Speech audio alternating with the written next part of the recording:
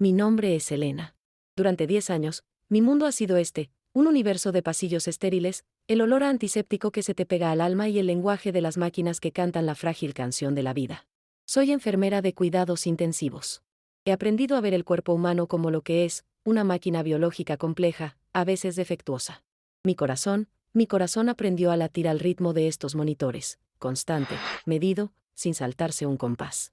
El dolor, la esperanza, la fe, eran solo variables en las ecuaciones de mis pacientes, síntomas que tratar o consolar con una palabra profesional pero distante. La fe, sobre todo, la veía como un placebo, un dulce veneno que la gente se administra para soportar lo inevitable. Yo no lo necesitaba. La ciencia era mi refugio, los datos eran mi verdad. Pero todo eso era una mentira. Una armadura construida sobre una herida tan profunda que había olvidado que existía. Esta noche, estoy aquí para contarles cómo una vida que se apagaba, un silencio que se negaba a romperse y la oración de una madre, hicieron añicos mi mundo de certezas y me obligaron a escuchar el único latido que había estado ignorando toda mi vida, el mío.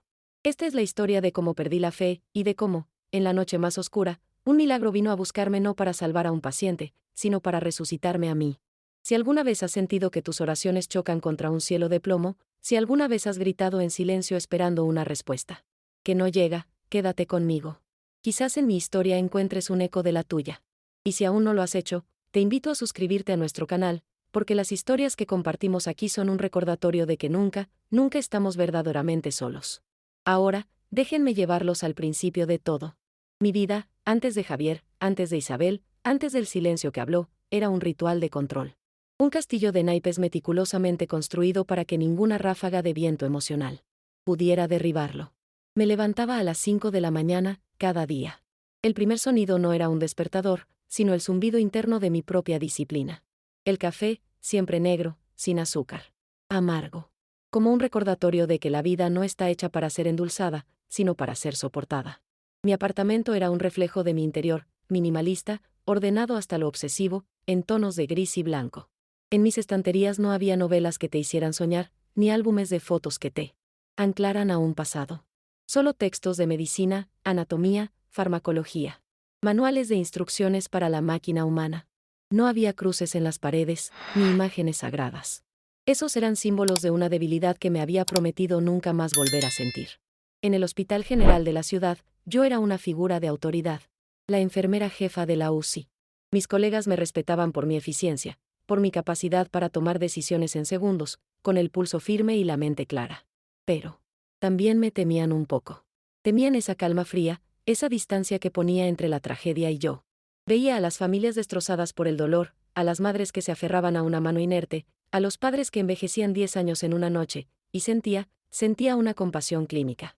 Les ofrecía datos, porcentajes, explicaciones médicas. Les ofrecía la verdad cruda de la ciencia, porque creía que era lo único honesto que podía darles. La esperanza, para mí, era una forma de crueldad. Una promesa vacía que el universo no tenía intención de cumplir. Esta coraza no nació de la nada. Se forjó en el fuego, 15 años atrás.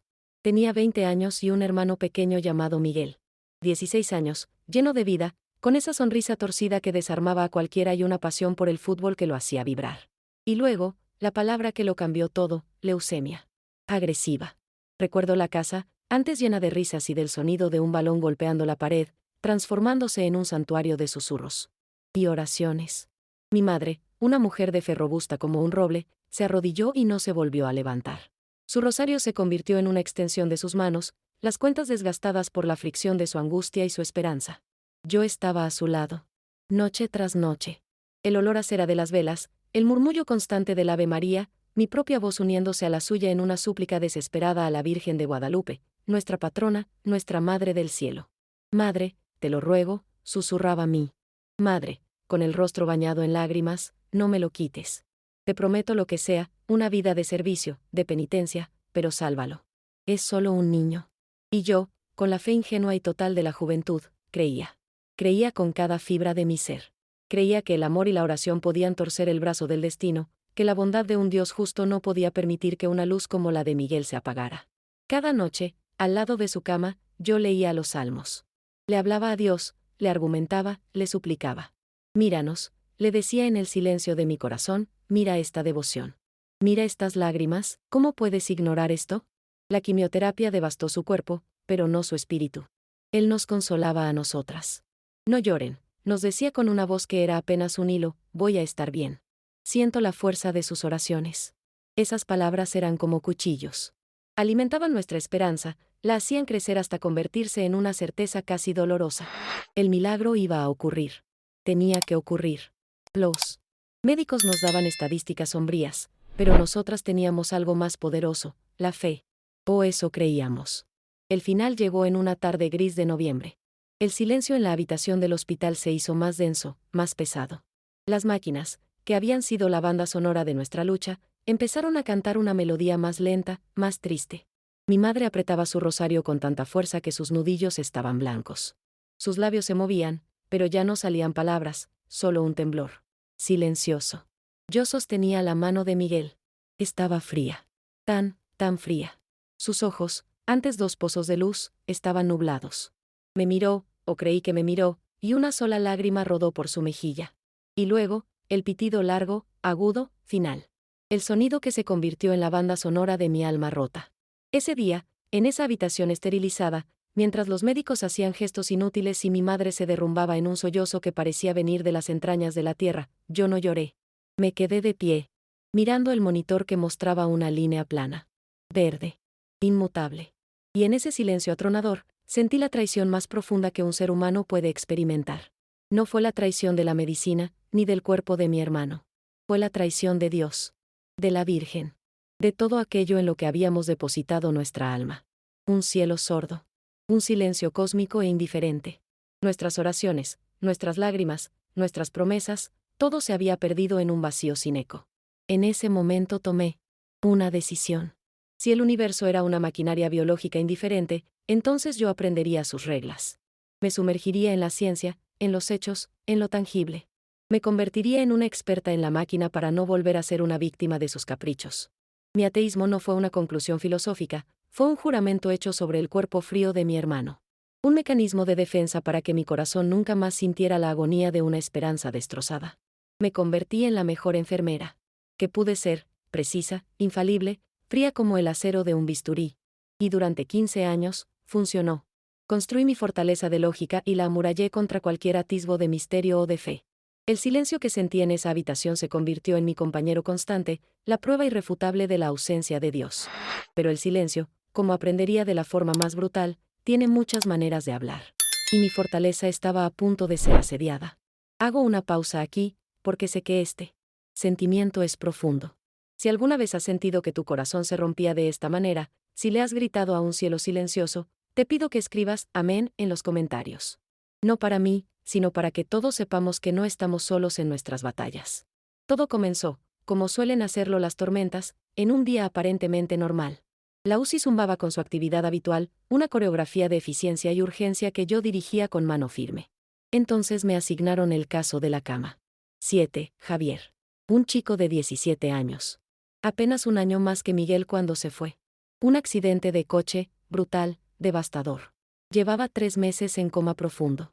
3 meses en los que cada prueba, cada escáner, cada electroencefalograma contaba la misma historia desoladora, muerte cerebral. Su cerebro, el centro de su ser, de sus sueños, de su personalidad, era una llanura silenciosa. No había actividad eléctrica. Nada. Para mí, y para todo el equipo médico, el caso de Javier era una tragedia. Concluida. Su cuerpo se mantenía vivo gracias a un ventilador que respiraba por él y a una serie de tubos y medicamentos que mantenían sus órganos funcionando. Era un cuerpo sin nadie en casa. Una cáscara mantenida por la tecnología. Pero para su madre, Isabel, Javier no era un caso cerrado. Era su hijo, y estaba, según sus propias palabras, en manos de Dios y la Virgencita. Isabel era una mujer que el mundo moderno podría describir como simple. Humilde, con las manos curtidas por el trabajo. Y el rostro surcado por arrugas de preocupación que, sin embargo, no lograban apagar la luz de sus ojos. No entendía de ondas cerebrales planas ni de diagnósticos irreversibles. Entendía de fe. Una fe inquebrantable, casi exasperante en su tenacidad. Cada día, sin falta, estaba allí, sentada en un incómodo sillón junto a la cama 7. Le leía la Biblia en susurros, le cantaba canciones de cuna que seguramente le cantaba cuando era un bebé, y le hablaba.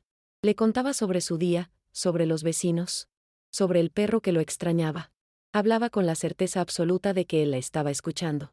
Mis interacciones con ella eran un ejercicio de paciencia profesional. Yo llegaba con mi tabla de registros, revisaba los monitores, ajustaba las dosis de los medicamentos, todo con una eficiencia silenciosa. Y ella me miraba con esos ojos pacientes y me preguntaba, ¿alguna novedad, Elenita? Y yo, con una compasión que me esforzaba por sentir genuina, le daba la única respuesta que la ciencia me permitía. Todo sigue igual, Isabel. Está estable. Evitaba usar la palabra irreversible. Era mi pequeña y casi inútil concesión a su dolor. Gracias a Dios, respondía ella siempre, aferrándose a esa palabra, estable, como si fuera un sinónimo de esperanza. Yo por dentro sentía una mezcla de lástima y frustración. Veía en ella un eco doloroso de mi propia madre. La misma devoción ciega, la misma negativa a aceptar la realidad biológica. La misma fe que yo había llegado a despreciar por considerarla una negación infantil de la verdad. El punto de ruptura llegó un martes por la tarde. El comité de ética del hospital se había reunido para discutir los casos más prolongados y sin esperanza de la UCI. El de Javier era el primero en la lista. La decisión fue unánime y, desde un punto de vista médico y legal, completamente lógica. Se desconectaría el soporte vital. El protocolo dictaba un plazo de 48 horas para que la familia pudiera prepararse y despedirse. El doctor Ramírez, jefe de la unidad, me llamó a su despacho. Su rostro era sombrío, pero su voz era firme. Elena, es la decisión correcta. No hay nada más que podamos hacer. Es prolongar una situación artificialmente. Asentí, mi rostro una máscara de profesionalidad. Por dentro, sentía un nudo frío en el estómago. Se le ha asignado a usted la tarea de realizar el procedimiento final, continuó, sin mirarme a los ojos. Al terminar su turno, dentro de 2 días. A medianoche. La orden me cayó como una losa de hielo. No por el acto en sí. Había estado presente en otras desconexiones. Era parte de mi trabajo. Era la parte que odiaba, pero la aceptaba como una necesidad clínica. Lo que me heló la sangre fue el hecho de que sería yo. Yo, que tendría que mirar a los ojos a Isabel y ser el instrumento que apagara la última chispa de su esperanza. Yo, que tendría que ser la encarnación del silencio de Dios para esa mujer. La ironía era tan cruel, tan afilada, que casi me hizo reír. El universo, en su indiferencia, parecía tener un retorcido sentido del humor. Me estaba obligando a revivir mi propio pasado, pero esta vez, desde el otro lado. Ya no era la hija que suplicaba un milagro, sino la profesional que debía ejecutar la sentencia de la ciencia. Salí del despacho del doctor Ramírez sintiendo el peso de esas 48 horas que se extendían ante mí como un desierto. Un desierto que tendría que cruzar, sabiendo que al final no había un oasis, sino solo la confirmación de la aridez y el vacío en los que yo misma había decidido vivir. La cuenta atrás había comenzado. Las siguientes 48 horas no se midieron en minutos ni en horas, sino en la densidad del silencio que se instaló en la habitación 7. Cada vez que cruzaba ese umbral, sentía como si entrara en una dimensión diferente, un pequeño santuario de fe erigido en el corazón de mi templo de ciencia. El aire no olía solo a antiséptico, sino también al perfume de unas flores baratas que Isabel traía cada día y, sobre todo, olía a oración. Era un espacio sagrado para ella y un campo de batalla para mí. Una batalla silenciosa que se libraba en lo más profundo de mi alma. Mi misión, tal como yo la veía, era preparar a Isabel. Usar la lógica, la compasión clínica, los hechos irrefutables, para guiarla suavemente hacia la aceptación de lo inevitable. Me sentaba con ella, le mostraba los gráficos del electroencefalograma, esas líneas desesperadamente planas. Mira, Isabel, le decía con la voz más suave que podía fingir, esto nos muestra que no hay actividad en su cerebro. Es como una casa con las luces apagadas y nadie dentro. El cuerpo sigue aquí por las máquinas, pero Javier ya no está. Ella escuchaba con una paciencia infinita, sus ojos fijos no en los gráficos, sino en el rostro de su hijo. Luego se volvía hacia mí, y en su mirada no había derrota, solo una calma que me desquiciaba. Ustedes los médicos, Elenita, han hecho todo lo que la ciencia de los hombres puede hacer. Y se lo agradezco con todo mi corazón. Pero ahora tienen que dejarme a mí hacer lo que puede hacer la fe de una madre. Esto ya no está en sus manos, está en las de Dios. Cada una de sus frases era una daga que se clavaba en mi herida de 15 años. La fe de una madre. Esas palabras resonaban en mi cabeza, trayendo consigo el eco de los sollozos de mi propia madre en los pasillos de este mismo hospital. Me enfadaba. Sentía una rabia fría y profunda. ¿Cómo podía ser tan ciega? ¿Cómo podía aferrarse a esa fantasía cruel? Veía su fe no como una fortaleza, sino como una debilidad, una negativa a enfrentar la dura y fría realidad. Y me odiaba a mí misma por la envidia que se retorcía en mi interior. Envidia de su certeza. Envidia de su consuelo. Yo había elegido la verdad, y la verdad era un desierto. Ella había elegido la fe, y vivía en un jardín, aunque fuera uno imaginario y al borde de un precipicio. Las horas pasaban. Yo continuaba con mi rutina. Cambiaba las bolsas de suero, monitorizaba las constantes, giraba el cuerpo de Javier para evitar úlceras. Y en cada visita, la escena era la misma. Isabel rezando el rosario, las cuentas deslizándose entre sus dedos como gotas de agua en un arroyo incesante. O le leía la Biblia, su voz un murmullo constante que llenaba el silencio de la habitación. El Señor es mi pastor, nada me falta, recitaba. Y yo pensaba, le falta su hijo, le falta la realidad. A veces, simplemente le hablaba. Javier, mi niño, hoy la vecina me preguntó por ti. Le dije que estás luchando, que eres fuerte. Todos te esperamos, mi amor. Era una tortura. Era como ver a mi madre de nuevo, gastándose en una esperanza que solo la llevaría a la desolación. Y me sentía culpable. Culpable por saber que yo sería la que finalmente apagaría esa luz. Mientras les cuento esto, siento la intensidad de esos momentos como si fuera ayer. Es increíble cómo estas historias de fe y de lucha nos conectan sin importar dónde estemos. Me daría mucha fuerza saber desde qué ciudad o país están acompañándome en este relato. Déjenmelo saber en los comentarios, para sentir que no estoy sola en esta confesión. Una noche, cerca del final del plazo, no pude más. La encontré dormitando en el sillón, con la cabeza caída sobre el pecho y el rosario aún en la mano. Parecía tan frágil, tan agotada. Una parte de mí, la enfermera, quería decirle que fuera a casa a descansar. Pero otra parte, la mujer herida, necesitaba entender. Me acerqué y le toqué suavemente el brazo. Ella se sobresaltó. Perdón, Isabel, no quería asustarla. Me miró, sus ojos nublados por el sueño y el cansancio. ¿Pasa algo, hija? Me llamó, hija. La palabra me golpeó con la fuerza de un puñetazo. No, respondí, con la voz más tensa de lo que pretendía. Solo no entiendo cómo lo hace. Ella frunció el ceño, confundida. ¿Hacer el qué? Esto, dije, haciendo un gesto que abarcaba la habitación, el cuerpo inerte de Javier, la atmósfera de espera. ¿Cómo puede seguir, creyendo? La ciencia ha hablado, Isabel. No hay esperanza. Ella me miró durante un largo rato. Y por primera vez, vi algo más que fe en sus ojos. Vi una profunda tristeza, pero no por ella, sino por mí. Ay, mi niña, dijo con una ternura que me rompió por dentro. Usted cree que la esperanza es algo que se ve en una máquina. La esperanza no se ve, se siente. Aquí. Y se llevó una mano al corazón. Hace 15 años, continuó, como si supiera mi historia sin que yo se la hubiera contado, yo también tuve una prueba. Muy grande. Perdí a mi esposo en un instante. Y grité, y pataleé, y le pregunté a Dios por qué. Y el silencio que me respondió fue terrible. Pero después de mucho llorar, entendí que el silencio de Dios no siempre es un no. A veces, es un espera. A veces, es un confía. A veces, el silencio es la prueba más grande. Su hijo, dijo, y ahora su mirada volvió a Javier, está en ese silencio. Y yo estoy aquí, esperando con él.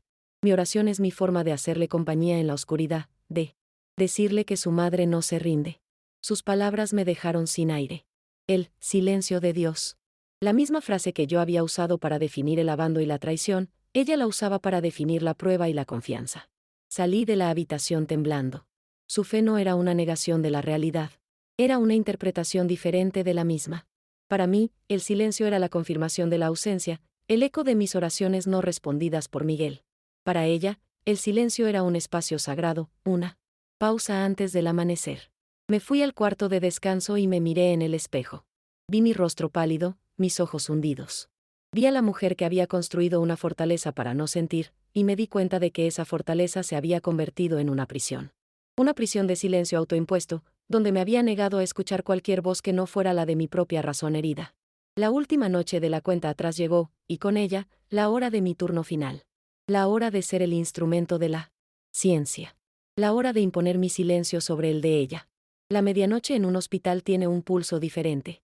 El ajetreo del día se desvanece y es reemplazado por una calma tensa, una quietud llena de sonidos que solo se escuchan en la oscuridad, el pitido lejano de un monitor, el murmullo de las enfermeras en el puesto de control, el chirrido de las ruedas de un carrito de medicinas. Para mí, esa noche, cada sonido parecía amplificado, cada sombra más profunda. Era la hora señalada. La hora de ir a la cama 7. Mientras caminaba por el pasillo, mis pasos resonaban con una finalidad que me helaba los huesos. Repasaba el procedimiento en mi mente una y otra vez.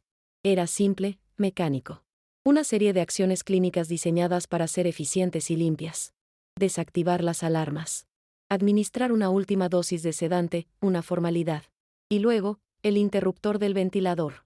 Un simple movimiento de mi dedo pondría fin a la sinfonía artificial que mantenía en marcha el cuerpo de Javier. Era tan simple, y sin embargo, se sentía como un acto de una gravedad cósmica. Cuando entré en la habitación, una luz tenue proyectaba largas sombras en las paredes. Isabel estaba allí, como siempre. Pero esta vez, el agotamiento la había vencido por completo.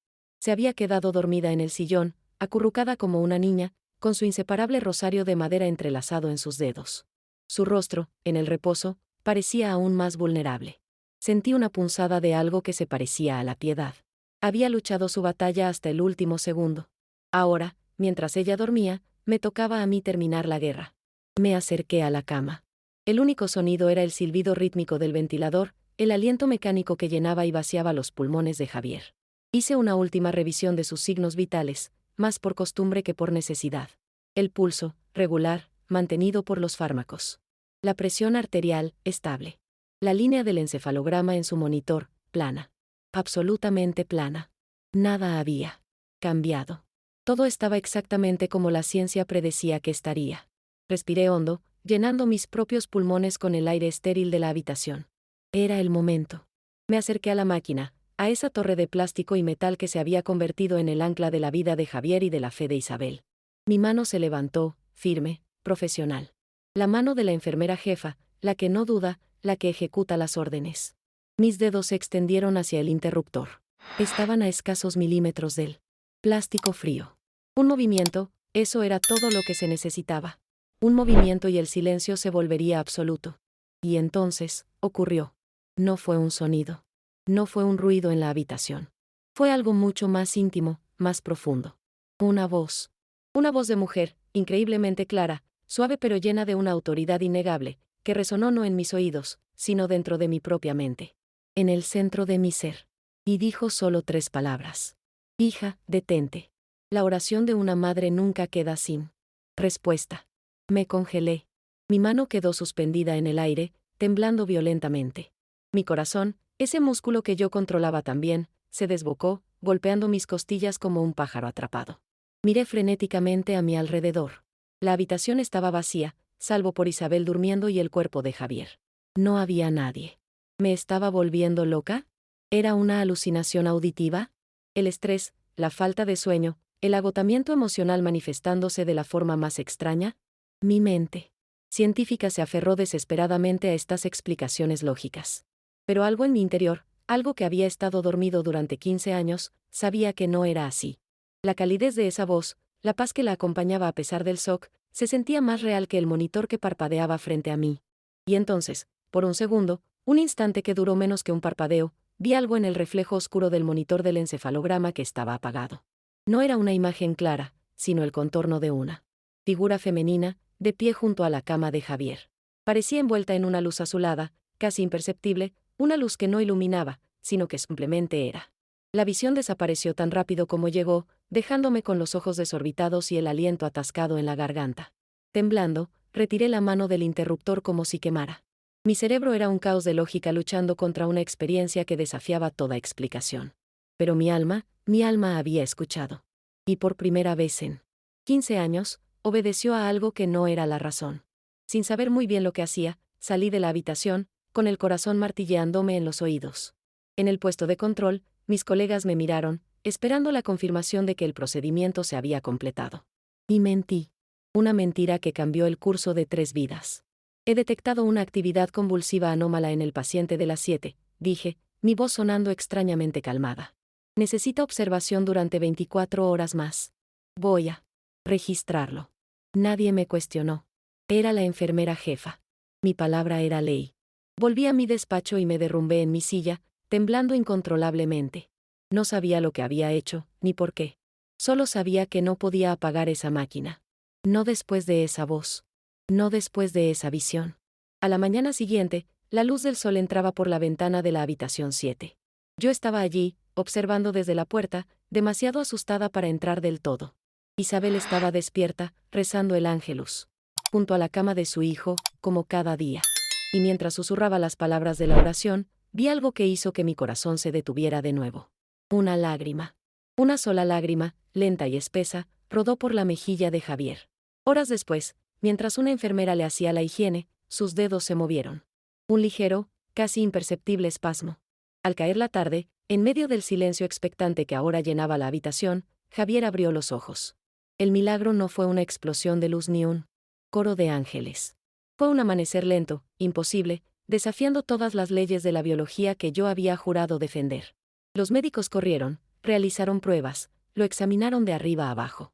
No encontraron ninguna explicación. Sus cerebros, entrenados para encontrar causas y efectos, solo encontraban un vacío. Y en ese vacío, yo encontré la respuesta. La revelación fue abrumadora, y me golpeó con la fuerza de una ola. El milagro no era solo para sanar a Javier. Era para rescatarme a mí. La voz me había llamado, hija.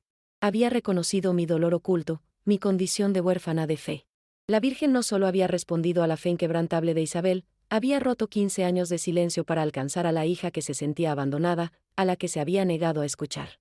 Este fue el momento en que todo mi mundo se vino abajo para reconstruirse sobre un cimiento nuevo. Si tú también crees que la oración tiene un poder que va más allá de nuestra comprensión, que los milagros todavía suceden en nuestro mundo símico, te invito a escribir en los comentarios, yo creo. Declaremos juntos que la esperanza es real. Las semanas que siguieron al despertar de Javier fueron un torbellino de actividad y asombro en el hospital. Los médicos hablaban de recuperación espontánea sin precedentes, de un caso para los anales de la medicina. Usaban todas las palabras que conocían para evitar usar la única que realmente encajaba, milagro. Javier progresaba a una velocidad asombrosa. Primero, recuperó el habla, luego el movimiento. Era como ver una flor abrirse en cámara rápida. Y a través de todo ello, Isabel permanecía a su lado, su rostro una mezcla serena de gratitud y una absoluta falta de sorpresa. Para ella, este resultado nunca había estado en duda. Y yo había cambiado. Por fuera, seguía siendo la misma enfermera competente, moviéndome con eficiencia por los pasillos de la UCI. Pero por dentro, algo fundamental se había reconfigurado. La frialdad en mi mirada había sido reemplazada por algo nuevo, algo que me costaba nombrar. Era empatía. Una empatía profunda y dolorosa. El dolor de los demás ya no era un dato clínico que registrar, era un eco de mi propio dolor, una vibración que sentía en mi propia piel. La coraza se había roto, y yo me sentía vulnerable, expuesta, pero también, por primera vez en 15 años, me sentía viva. Mi forma de trabajar se transformó. Ya no me limitaba a administrar medicamentos y leer monitores. Me sentaba con las familias. Escuchaba sus historias, sus miedos. No les ofrecía falsas esperanzas, pero tampoco les ofrecía solo la fría estadística. Les ofrecía mi presencia. Mi silencio compartido. Un día, me encontré sosteniendo la mano de un anciano aterrorizado antes de una cirugía complicada. Y sin pensarlo, las palabras salieron de mi boca, ¿quiere que rece con usted? El hombre asintió, con lágrimas en los ojos. Y recé. Torpemente, con palabras sencillas, pero con un corazón que, después de tanto tiempo, se había abierto de nuevo a la posibilidad del misterio. Este cambio en mí no fue algo que busqué, sino algo que recibí como un regalo. Y siento que la mejor manera de honrar un regalo así es compartirlo. Si esta historia te está tocando el corazón de alguna manera, te pido que la compartas con alguien que conozcas. Quizás un amigo o un familiar que esté pasando por un momento de oscuridad y necesite un recordatorio de que la luz puede encontrar su camino en los lugares más inesperados. La escena clave de mi transformación, sin embargo, no ocurrió en la ajetreada UCI, sino en la silenciosa capilla del hospital. Unos días antes de que Javier fuera dado de alta, encontré a Isabel allí, arrodillada, dando gracias. Me senté en el banco a su lado, en silencio. No sabía qué decir. ¿Cómo podía explicarle lo que había sucedido en esa habitación?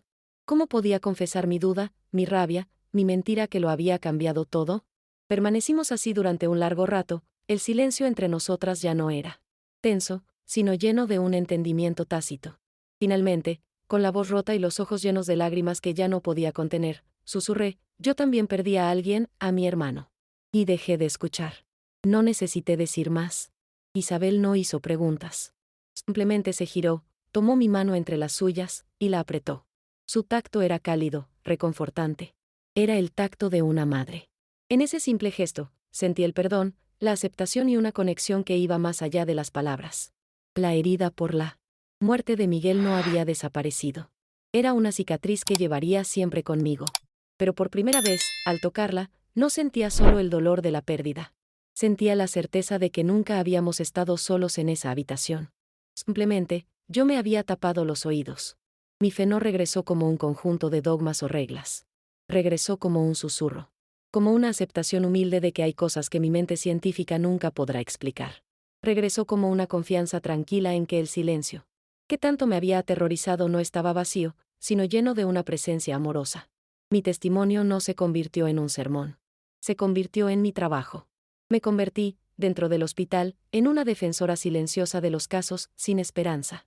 Luchaba para que las familias tuvieran más tiempo, para que la dimensión espiritual de los pacientes fuera respetada, para que la esperanza, incluso cuando las probabilidades eran nulas, tuviera un lugar junto a la ciencia.